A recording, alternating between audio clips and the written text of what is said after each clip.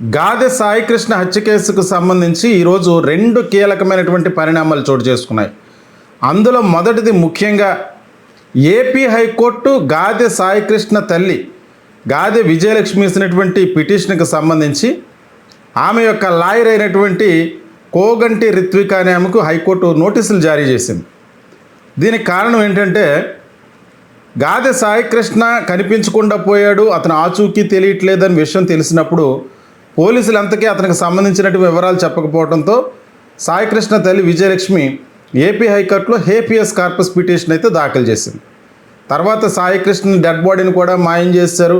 దీని అంతటికీ మూల కారణం కృష్ణలంక సిఐ అయినటువంటి నాగరాజు అనేటువంటి సిఐ అని తెలిసిన తర్వాత తన కుమారుడు మృతికి సంబంధించి ఇంకా ఎవరెవరున్నారో వాళ్ళెవరిని కూడా విడిచిపెట్టడానికి వీల్లేదు, సమగ్రమైనటువంటి విచారణ జరగాలని కోరుతూ విజయలక్ష్మి హేబియస్ కార్పస్ పిటిషన్కు అనుబంధంగా తన కుమారుడి మృతిపై సిబిఐ విచారణ జరిపించాలంటూ అనుబంధంగా మరొక పిటిషన్ దాఖలు చేసింది.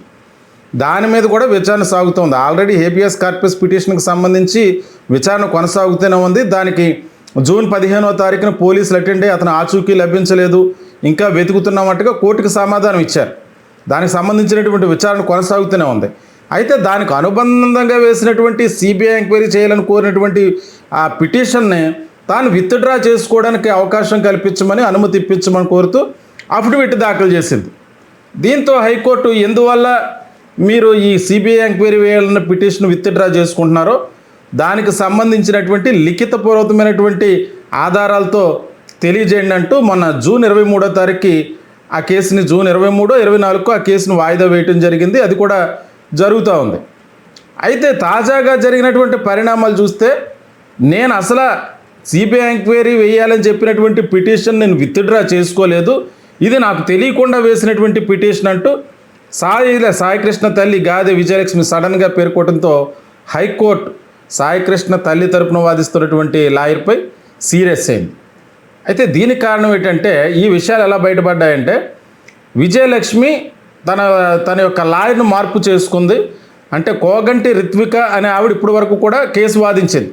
ఆమె తరపున వకాలత్ పుచ్చుకున్నటువంటి లాయర్ ఎవరంటే కోగంటి రిత్విక అనే ఆమె వకాలత్ పుచ్చుకుంది. ఆమె మళ్ళీ సిబిఐ ఎంక్వైరీ వద్దంటున్నారు అన్నట్టుగా అఫిడవిట్ దాఖలు చేసింది కూడా తానే దాఖలు చేసింది. అయితే ఈవిడ ఎప్పుడైతే లాయర్ను మార్చుకుందో విజయలక్ష్మి, ఆమె మార్చుకున్నటువంటి లాయర్ పేరు వచ్చి గుడివాక వాసుదేవుడు అనేటువంటి ఆయన్ని లాయర్గా పెట్టుకుంది. ఆయన ఈ విచారణ సందర్భంగా హైకోర్టుకి తెలియజేశారు, ఈ కోగంటి రిత్విక అనేటువంటి ఆవిడ విజయలక్ష్మికి తెలియకుండానే అఫిడవిట్ దాఖలు చేసింది, తన క్లయింట్కి అఫిడవిట్కి సంబంధం లేదు. అంతేకాదు లాయర్ను మార్చుకున్న తర్వాత తన వాదనలు వినిపించడానికి తన నో అబ్జెక్షన్ సర్టిఫికెట్ కూడా ఇవ్వలేదు. కాబట్టి తన సర్టిఫికెట్ ఇవ్వకపోయినా సరే తన వాదనకి అనుమతించండి అంటూ ఆయన హైకోర్టు కోరటంతో ఈ విషయాలన్నీ కూడా బయటపడ్డాయి. అంటే సాయికృష్ణ తల్లి విత్డ్రా చేసుకోలేదు, సిబిఐ ఎంక్వైరీ వేయాలని కోరినటువంటి అఫిడవిట్ అది అంతా కూడా ఓన్లీ ఈ కోగంటి రిత్విక అనేటువంటి లాయర్ కావాలనేసిందే తప్ప ఆవిడైతే స్వచ్ఛందంగా వేయలేదన్న విషయం అయితే బయటపడింది. దీంతో సీరియస్ అయినటువంటి ఏపీ హైకోర్టు రిత్విక అనేటువంటి ఆ అడ్వకేట్కి నోటీసులు జారీ చేశారు. దీనిపై సమగ్ర విచారణ జరిపించాలి అని చెప్పి నోటీసులు అయితే జారీ చేసి దానికి విచారణ అయిన తర్వాత ఏం చేయాలన్నది చూద్దాం అన్నట్టుగా హైకోర్టు అయితే సీరియస్ అయింది. అంటే మొన్నటి వరకు మనమేమనుకున్నాం, విజయలక్ష్మి సిబిఐకి ఎంక్వైరీ కావాలని చెప్పి ఎందువల్ల విత్డ్రా చేసుకుంది, ఒకవేళ ఆవిడ మీద ఏమన్నా ఈ అధికార పార్టీకి సంబంధించిన వాళ్ళు కానీ వేరే వ్యక్తులు ఎవరైనా ఒత్తిడి తీసుకొచ్చారేమో, అంటే సిట్టు విచారణ జరుగుతుంది కాబట్టి మళ్ళీ ఆ ఎంక్వైరీ వేయొద్దు, ఆ పిటిషన్ వెనక్కి తీసుకోమని ఆవిడ మీద ఒత్తిడి తీసుకొచ్చారేమో అనుకున్నాం.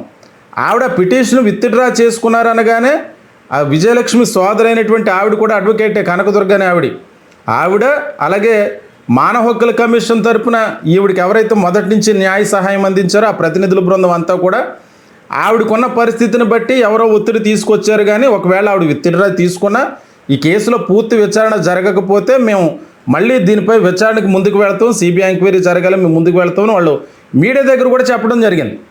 అయితే వాస్తవానికి అందరూ కూడా విజయలక్ష్మికి తెలిసే విత్డ్రా చేసుకున్నారనుకున్నాం, కానీ ఆవిడికి తెలియకుండా ఈ కోగంటి రిత్విక అనేటువంటి ఆవిడ తరపున వకాలత్ పుచ్చుకున్నటువంటి లాయర్ ఆవిడికి తెలియకుండా అఫిడవిట్ దాఖలు చేసినట్టుగా బయటపడటంతో హైకోర్టు కాస్త ఈ కేసులో సీరియస్ అయింది. ఇప్పుడైతే ఆవిడ తరపున విజయలక్ష్మి తరపున ఆవిడ లాయర్ మార్చుకున్నారు. గుడివాక వాసుదేవరావు అనేటువంటి ఆయన వాదనలు వినిపిస్తున్నారు. ఇది ఎలా ఉంటే మరొక పక్క సుప్రీంకోర్టు ఇచ్చినటువంటి ఉత్తర్వుల మేరకు ఈరోజు సిట్ అధికారులు అయితే రాజమండ్రి సెంట్రల్ జైలు నుంచి మాజీ సిఐ సస్పెండెడ్ సిఐ నాగరాజును అయితే విజయవాడ కోర్టుకి తరలించారు. వైద్య పరీక్షలు చేశారు. అక్కడ విజయవాడ కోర్టుకి తరలించి అక్కడి నుంచి వాళ్ళు సిట్ కార్యాలయానికి అతను తరలించడం జరిగింది. ముఖ్యంగా ఇందులో అతను విచారించేది ఏమన్నా ఉంది అంటే ప్రధానంగా సాయి కృష్ణ డెడ్ బాడీని ఏమయ్యింది. ఇప్పటి వరకు కూడా 2 నెలలైనా ఈ అంశం బయటపడలేదు. దీనికి సంబంధించిన వివరాలు ఏమి కూడా నాగరాజు చెప్పలేదు. వారం రోజుల పాటు అతను విచారించడానికి సుప్రీంకోర్టు అనుమతి ఇచ్చింది.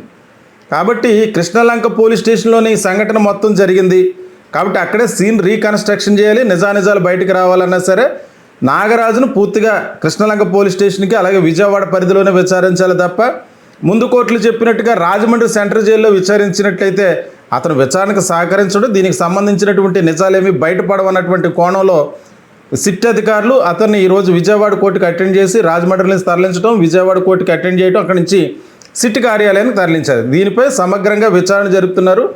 మరికొన్ని రోజుల్లోనే ఒకవేళ ఆయన నిజాలు చెప్తే సాయికృష్ణ డెడ్ బాడీకి సంబంధించినటువంటి పూర్తి వివరాలు బయటపడేటువంటి అవకాశం ఉంది. ముఖ్యంగా ఈ కేసుకు సంబంధించి సిట్ చీఫ్ అయినటువంటి ఐజీ రవిప్రకాష్ దగ్గరుండి ఈ కేసుని విచారణ చేస్తున్నట్టుగా తెలుస్తుంది.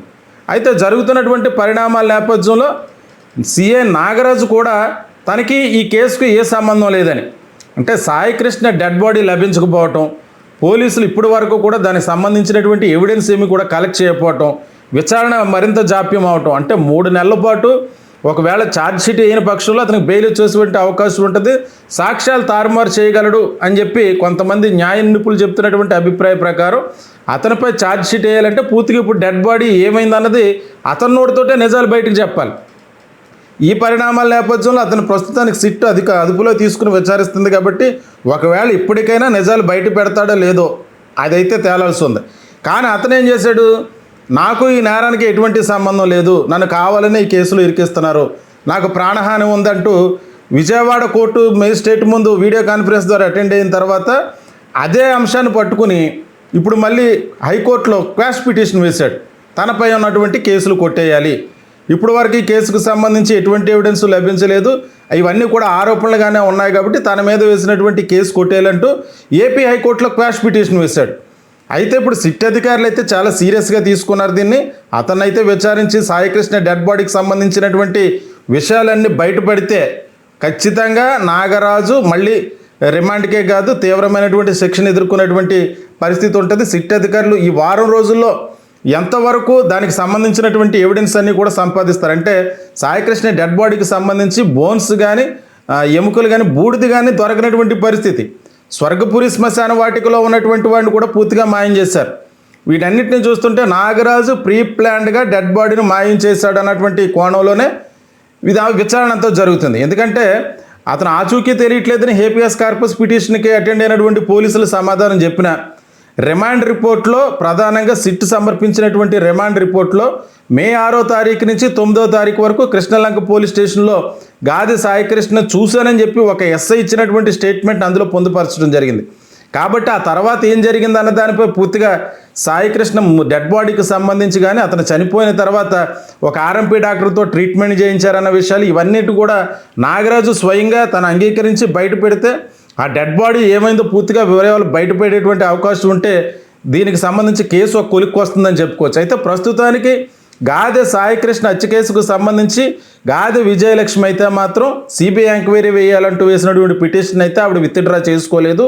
అయితే ఈ పరిణామాలకు సంబంధించి ఎవరైతే ఆవిడ తరపున వకాలత్ పుచ్చుకుందో రిత్విక్ అనేటువంటి అడ్వకేట్ ఆవిడికి తెలియకుండానే అఫిడవిట్ దాఖలు చేసిందన్న దానిపై హైకోర్టు అయితే సీరియస్ అయింది. ప్రస్తుతానికి సాయికృష్ణ కేసుకు సంబంధించినటువంటి అప్డేట్స్ ఇవి. మరిన్ని వివరాలతో మళ్ళీ మీ ముందుకు వస్తాం.